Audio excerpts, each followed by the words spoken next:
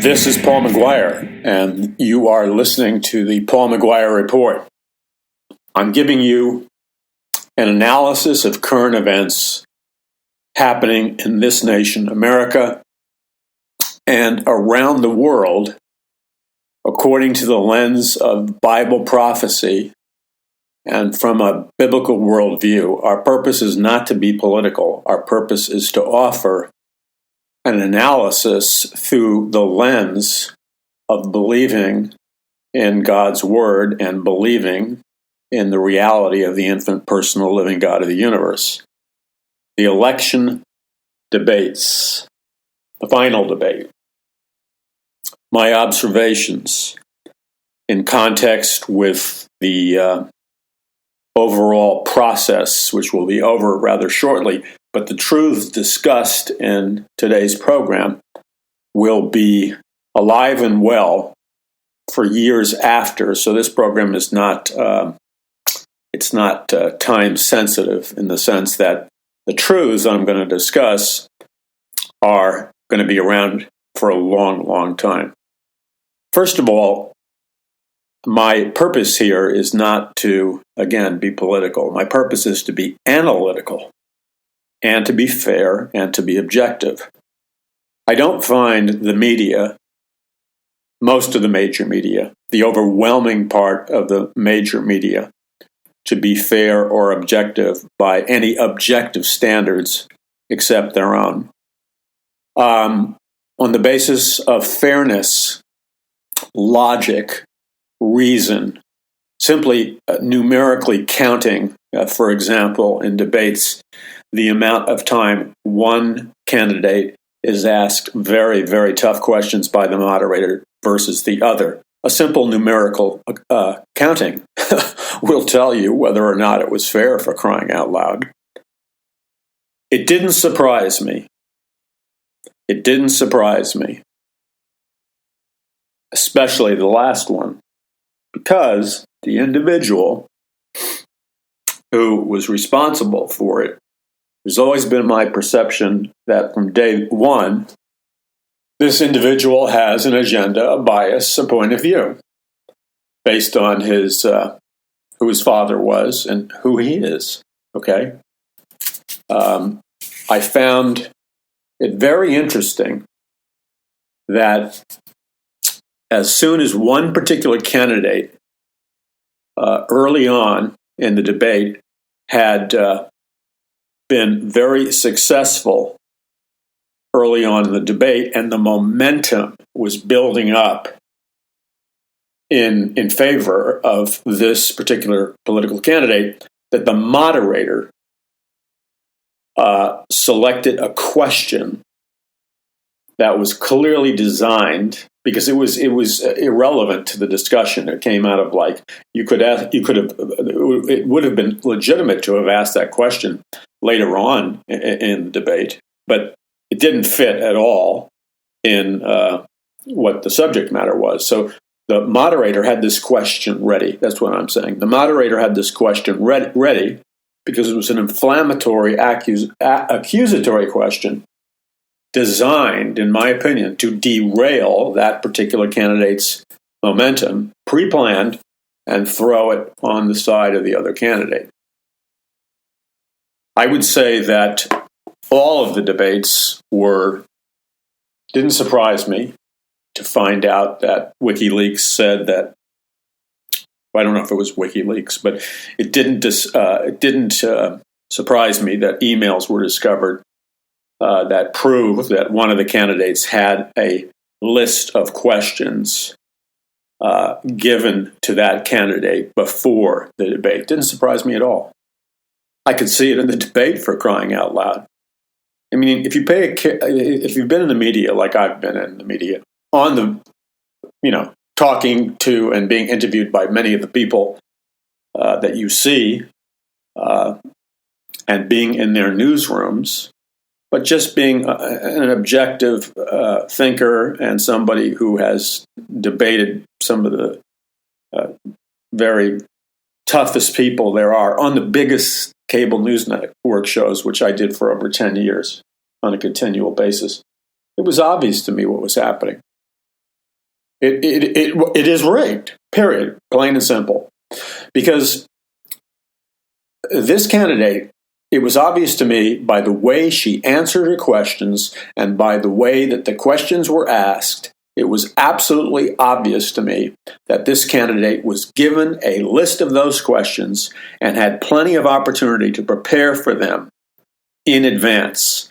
And how you know that is that when a question is asked and the candidate doesn't miss a heartbeat, okay, and then in a very methodical manner lays out either a diversionary tactic or changing the subject or simply answering the question, it is obvious that you can tell if that person has been prepped on the question or they're having to answer on the spur of the moment. You can tell, it's obvious, because there are very few people who could answer those questions in that kind of manner unless they had the information in advance.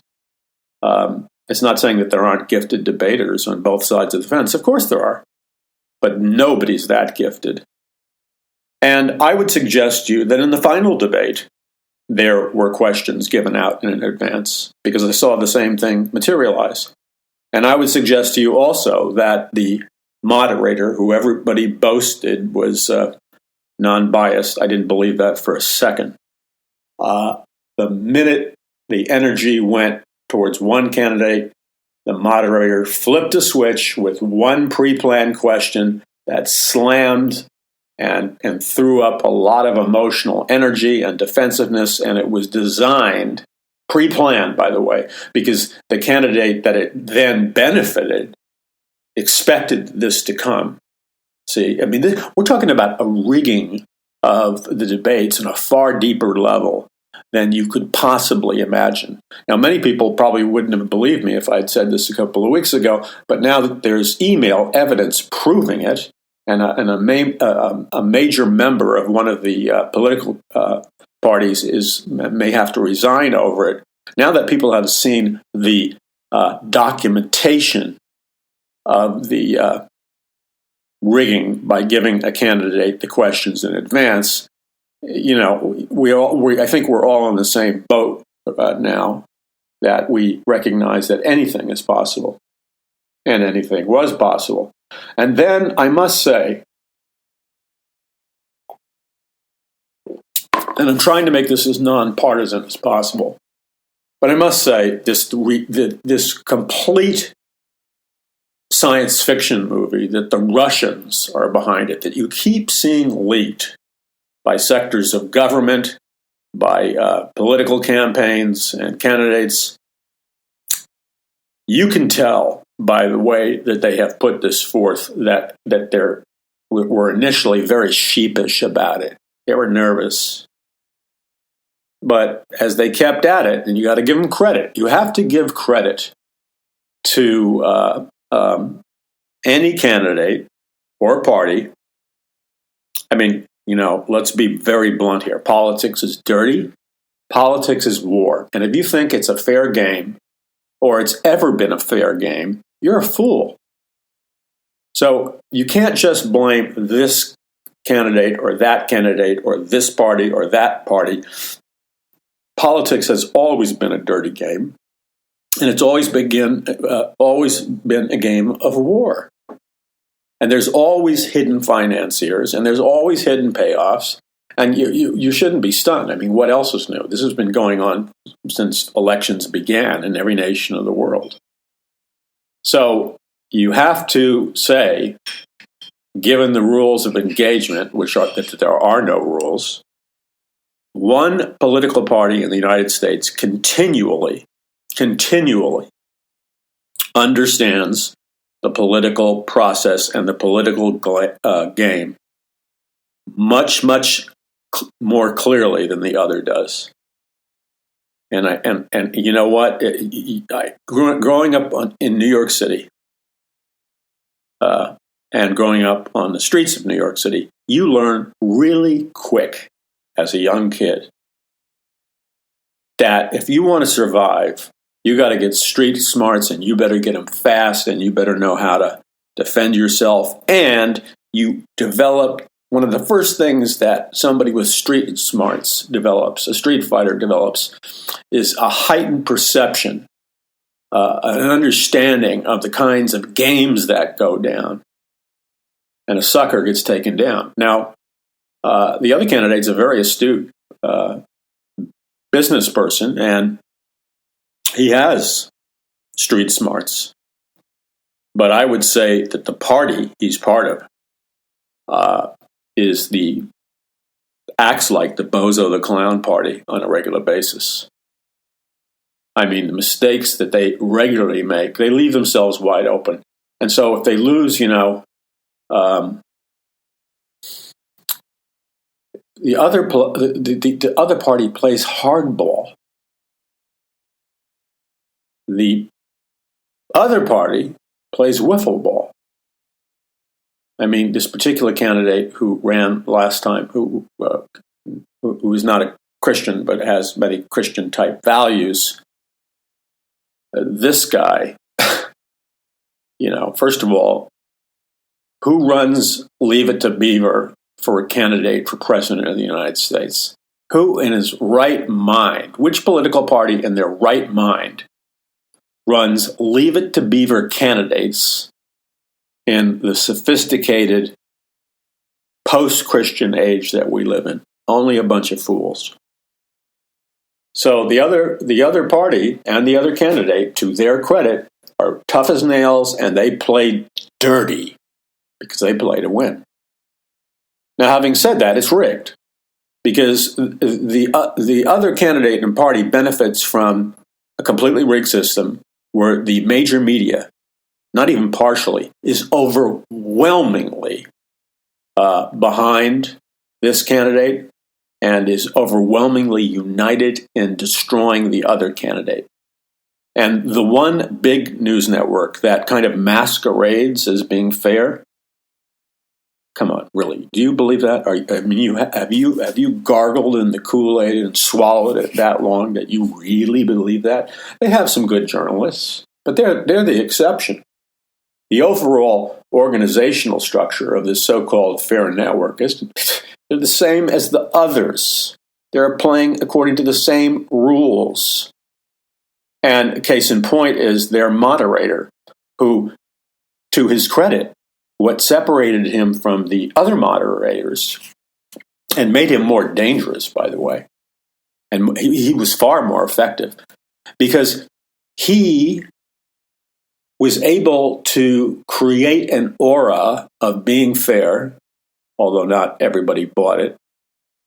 He was somewhat successful at creating the aura of being fair. He was somewhat successful at creating the aura that he was asking tough questions to both candidates, and that he was objective.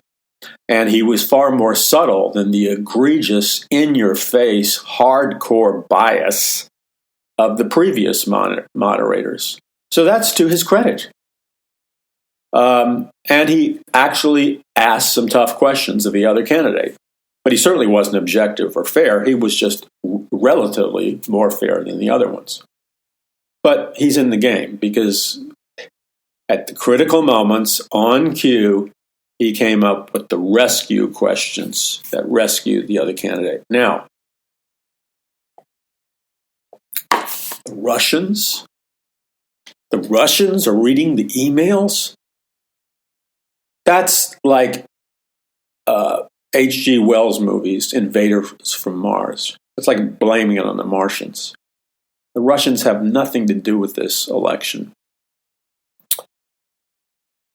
That's complete nonsense.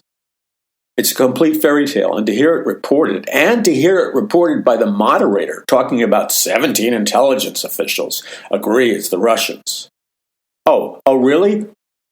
This is the same intelligence experts who couldn't see 911 coming?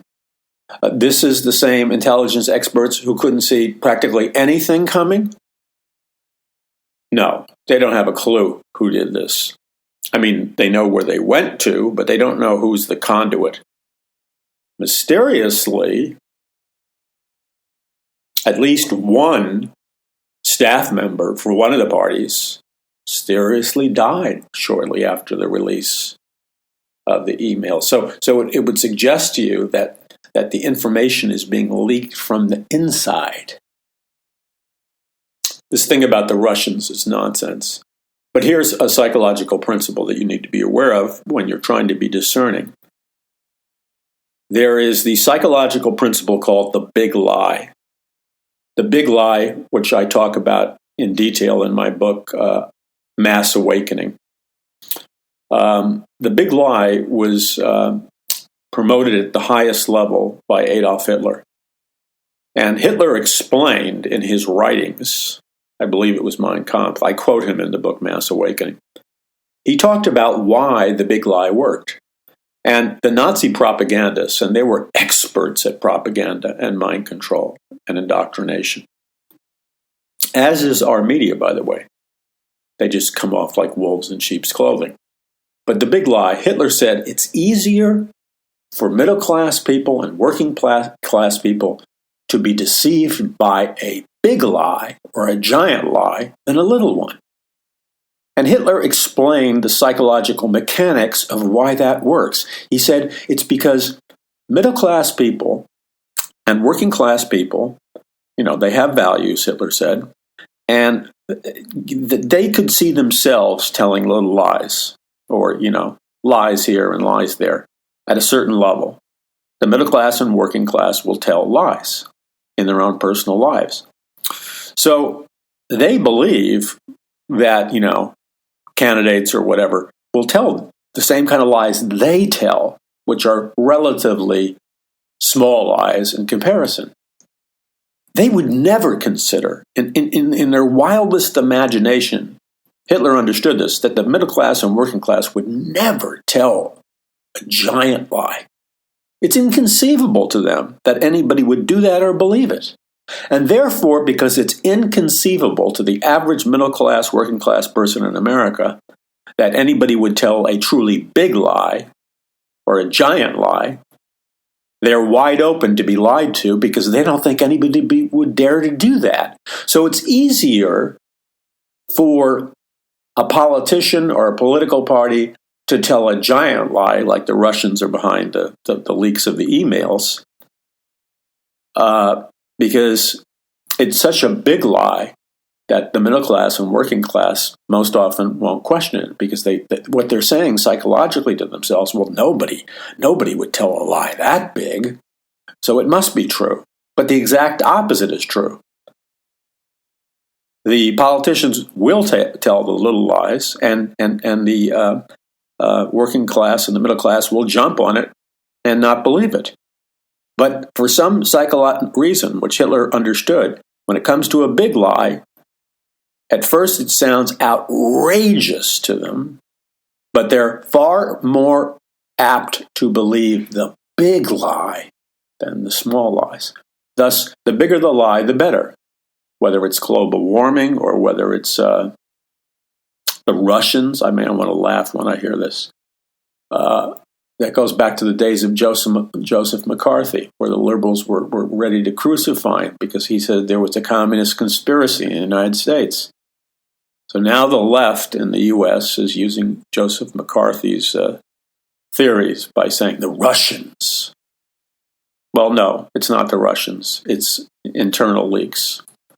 And then we have the manipulation of data, the in-your-face lying. And the moderator repeated that, 17 intelligence officials. You see, he went, if you listen carefully, he went from asking the question to militantly defending verbally the other candidate's assertion that 17 intelligence agents indeed factually confirmed that it was Russia.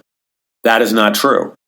There may be 17 intelligence agents who believe it's Russia, but you notice they ignored the other candidate's answer about the hundreds of military high-level officers that believe him. They passed that by, and so now we have to rely. See, why is the moderator taking the statement of a candidate who's saying 17 intelligence officers believe it was Russia, And instead of moderating, why is he attacking? Why did he attack the other candidate and hammer home that and then worse than that, he says, well, he goes out of the moderator mode to Moses coming down from the mountain mode with the Ten Commandments and saying, well, this is the truth. You've got to deal with it. See, it's rigged. He was rigged. That network is rigged. You got it? There is no fair major media network that is not rigged. They're all in on the game. Now, one network has more fair journalists than most, but if you add up all the fair journalists with all the dishonest journalists, there's no difference between the so-called fair network, besides a handful of programs, and CNN, which is probably the most biased propagandist network I've ever seen in my life.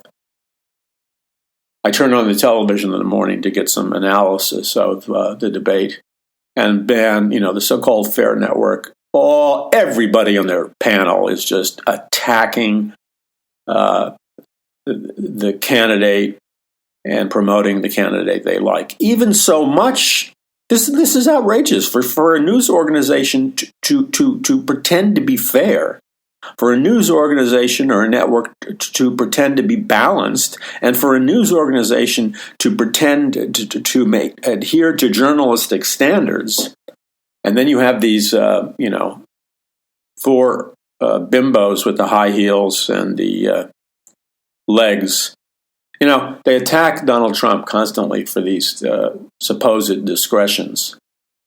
But what are they selling?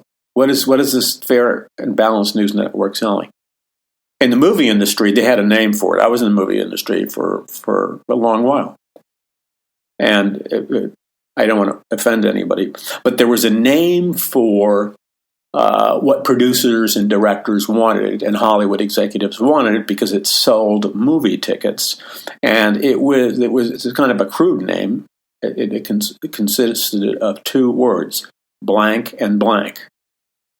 One had to do with the upper level of a female's anatomy, and the other had to do with the back end of a female's anatomy.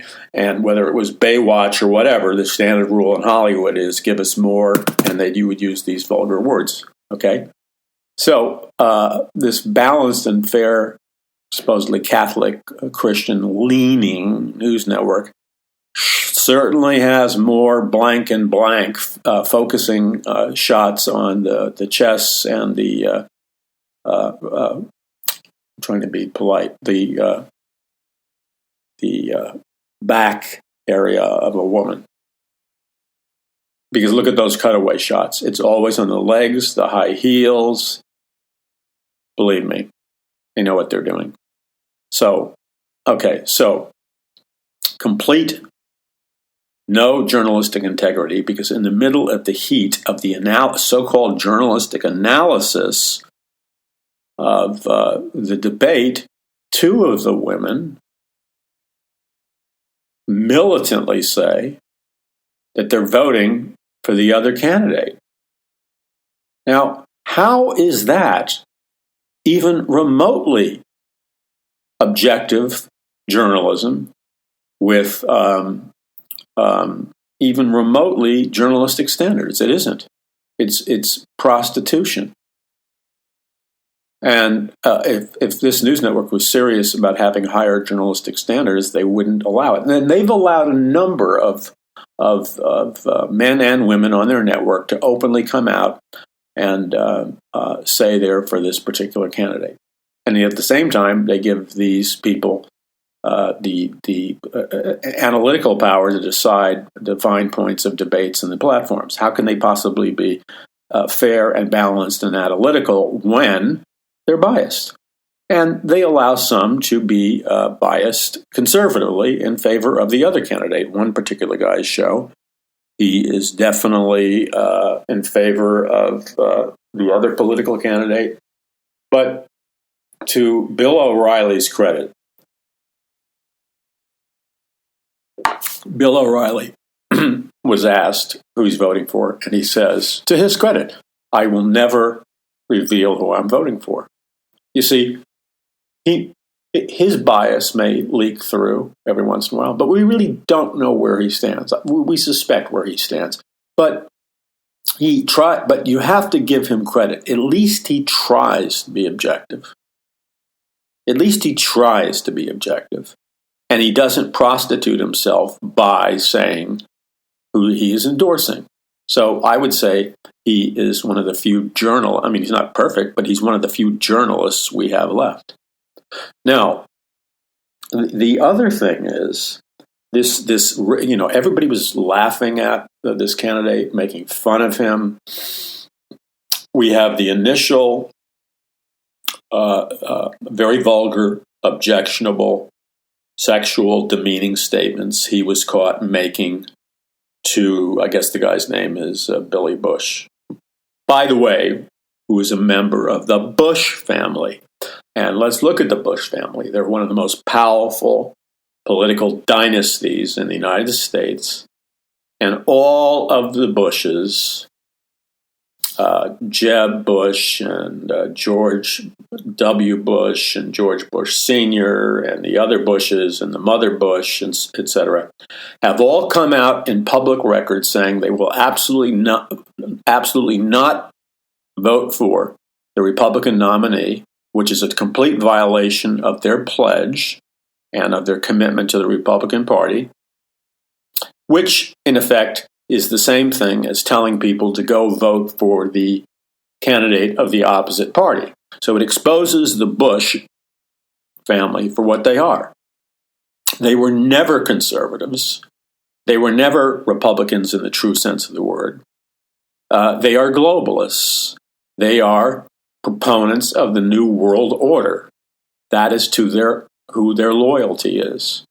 Their loyalty was never to the American people. They never really had Christian values, and they never really they won all the trade treaties like NAFTA and stuff, and the new trade treaties, the TTP, and all the trade treaties passed by huge promotion from the Republicans have decimated the American economy, decimated the American worker, decimated all the union jobs, decimated all the factories in America, caused them to go overseas, decimated, just basically raped and pillaged our economy so that people in other nations could get rich, and the middle class and the working class are like never poorer than before.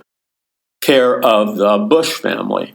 And Bill Clinton, who also was a big promoter of NAFTA, which decimated our economy. And notice that the trade treaty that is now being put forward enjoys the support, either secretly or publicly, of both all the leading Republican elite and all the leading Democratic elite, even though it 100% promises to completely rip off, even further lower the income of the working class and the middle class, and even further destroy the American economy. You cannot have, listen, wake up, smell the coffee, get slapped in the face a couple of times. You cannot have an economic recovery. You cannot have an economic recovery and have these trade treaties which are designed to benefit the globalist elite at the expense of the American workers. It can't happen. And you notice how whenever one candidate would try to make very serious statements about the economy, I mean, everything this candidate said was ignored and not taken seriously, and it was of the utmost seriousness, and this candidate reflected that he really did understand economics, unlike the other candidate who's been basically a socialist wealth redistribution person who has built no jobs, who's destroyed jobs, and the only solution is the Marxist solution of redistribution of wealth, which will further bury our economy. Okay, so now let's look at this. So the other candidate was boasting about how this candidate's long career in Washington has created so many jobs, which is a lie. It's destroyed jobs. We have more debt now We have more debt now in Washington under the current administration than we have ever had with all the other presidents combined. But the media ignores that. That is a fact that is massive. And then the other candidate, who was always being attacked and marginalized, said a factual statement. Because the other candidate said, well, we're enjoying an economic recovery, which is a flat-out lie. Any American who walks around this nation, I fly all over this nation, speaking at Bible prophecy conferences and other things. And I live in Southern California, and I see the same thing everywhere. I hear the same conversations in the elevators, in the airport, in the convention centers. I hear people talking among themselves, and they're just pouring information out to me regarding their areas. And I was in the elevator today going back up to my hotel room. And these were not people who were attending the conference. These are just two people talking. And they were saying, oh, yeah, all the malls, the big shopping malls are now closing down. Another one just closed down. Well, why are all the big shopping malls closing down? Why did another one just close down? It closed down because the economy is in a terrible position and the middle class and working class don't have the money to buy anything. That's evidence of a declining economy, and you hear it everywhere, and you see it all over Southern California. I see it everywhere I go. All these big retailers are going out of business. The malls are shutting down. There's no economic recovery of any sizable amount. So he basically said such, and this other candidate boasted that, oh, gee, we have a 1% growth rate. And the media, applauds. What a bunch of idiots for the media to applaud. A 1% growth rate is the equivalent of a negative growth rate economically. It's absolutely horrible. And the media should be saying that. Because as this candidate explained, because the media and the other candidate have no clue about economics, the business-oriented candidate said, hey, in China and Germany and the other prosperous and growing economies in the world, if they have a 7 or 8% economic growth rate, they consider it a national emergency. It's so bad. A national emergency. It's so bad. China is scrambling, taking very serious action because I think they have a 7 or 8% national economic growth. And so for our media complex and our politicians to boast that 1% is successful, they would turn over in their grave in China and these other powerful economic nations. It's a total failure, but the media hides that from the public. The politicians lie and lie and lie, and on it goes. But there's so much smoke and mirrors. There's so much rigging of the debates, so much rigging of the news. We never hear about that because all we hear about is some girl who claims that Trump groped her or made an advance to her. And let me tell you something about those women. I don't know about everyone, but the vast number is lying. Their statements have been debunked. There's a lawsuit going on. On top of that, if you look carefully at them when they answer the questions, if you have any giftedness and perception on how to read people, or if you're able to recognize the physical signatures, the eye movements, the body language that people utilize, the pacing of voices, the changes in voice inflection when people lie, it's not natural if you know what you're looking for. I looked at 2 or 3 of these girls before they were caught lying and said to my wife, they're lying. I can tell. Now, that's not 100% accurate perception because incredibly gifted liars don't leave those clues. But these ladies were not incredibly gifted liars. And they left the clues with their body language and facial expressions and vocal inflections and many other things that they were lying. You give it away. They're signatures to liars.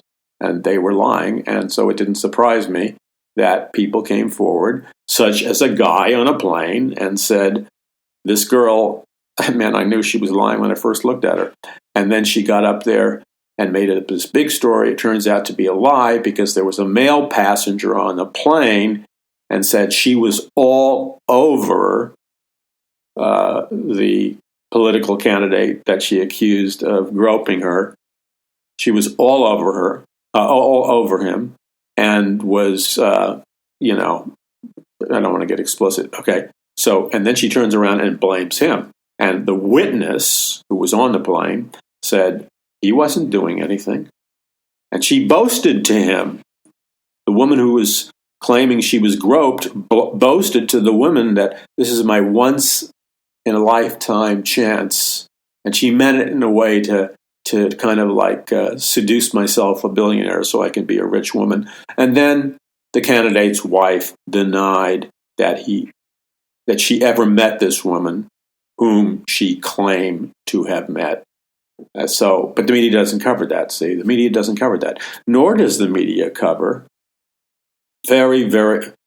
You see, what the media covers is nothing but what they want covered. They don't cover anything that's fair. They don't cover any facts that are fair. They don't cover debate information so Americans can vote intelligently with economic facts and comparisons. All they do is play the sex stuff because they know sex, like sex sells, sex sticks in the American consciousness because it's simple to understand and it's sexy. So women get upset. And because it's sex, people focus in on it, and so it's easy to grab the public's attention on the sexy stuff. All right, and then they keep the media focused on the sex stuff, even when it's flat out lies, and then they don't talk about all the other stuff. In addition, they don't talk at all. They suppress totally, bury totally, censor totally any sexual allegations coming up against the other candidate and that candidate's husband. Now, let me give you an example. The Drudge Report is a very, very powerful news outlet. Every newsroom in America, whether it's print media, whether it's the major television networks, they're all looking at they're all looking at Matt Drudge, the Drudge Report, all day long. I have seen photograph of news organizations, and you see the computer screens, and they're all on the Drudge Report. So they're fully aware of everything that Drudge is reporting, and Drudge is attempting to be fair because, for whatever reason, he's not controlled by the globalist elite. Now, he released a massive headline story. I think it was the day of the debate or the day before the debate. He released a credible, massive headline story about how a political operative that was working for the other campaign, and more specifically the other candidate, his job was to attack anybody that would come forth and make a sexual allegation over the other political candidate or the husband, to attack a whole list of dirty things that he had to do. But his other part of his job is he was responsible for arranging trysts, which, in other words, according to these man's allegations, and he's an insider and worked closely with the candidate and the campaign, and this is not the first time at all these kinds of accusations have been leveled publicly. They go back 20 years. But according to this man's allegations, the other candidate has had a number, who knows what the number is, of female on female sex affairs in hotel rooms, threesomes with two females and a male, sex things in hotel rooms, along with a lot of other kinkier stuff, which I will spare you for the sake of trying to have some kind of moral tone to the program. Now, basically what people do in their private lives, in their bedroom, for the most part, I think that's off limits to the media. But when a person is attacking and a campaign is arranging for what appears to be women lying against the other candidate, and when the person is trying to brand the other candidate as kind of an out-of-control sex pervert who just, uncontrollably gropes women and stuff, very clearly they're trying to show that his sexual thing is out of control and he's a pervert and you shouldn't vote for him, and it's designed to scare away all the women from voting for him. So that's their strategy, and that's what the media talks about all the time. It never talks about anything of facts or economics, etc. So if you're going to, if you have a credible story from an insider who arranged sexual escapades with women on women and 2 women and 1 man in a number of hotel rooms with a lot of other kinky stuff, which I can't get into, then that's newsworthy. Because what it's saying is that this candidate's moral and sexual conduct is even more outrageous and out there than the candidate that's being attacked. And the fundamental difference is what the other candidate is being accused of is verbal. Nothing happened except when these women said he groped or kissed them. I mean, some of it's so ridiculous. He kissed a girl at a party. I don't know if he kissed a girl at a party. That's hardly some serious thing. So if you take the 2 sexual indiscretions and in comparison, the candidate that's attacking the other candidate has a really dark sexual past. That's very serious. But the media, I didn't see, and this was on the cover of Drudge Report, which gets 100 million hits a month or something huge, and is read in every major newsroom in America. I didn't see, the story was published in the National Enquirer. I did not see one major cable news network, one major news publication like the Washington Times and, not the Washington Times, excuse me, the Washington Post or the New York Times. Not one covered it. I didn't see Fox covering it, CNN covering it, or anything else. So there's a lot of information that's being totally suppressed. So what do we have here? We have a rigged system. And then they laugh at the other candidate for saying the system is rigged, where it's completely obvious that it is rigged with the media. Totally obvious. And then, I did a lot of research on this, and I'm going to tell you about it in a moment, regarding the election being rigged and the voting being rigged. They laughed at him. They mocked at him. They tried to seduce him into making a commitment to accept the election results. Now, why would they do that? Because they were concerned about integrity and honesty? Oh, of course not. They were doing that to trap him into making a verbal commitment that he would accept the election results no matter what. So if it turns out that they stole the election and they did rig the voting machines, etc., that this candidate, they would accuse him of going back on his word. That's why they did it. That was a setup question again. So we're going to be back. This is the Paul McGuire Report. You can get more information at paulmcguire.us.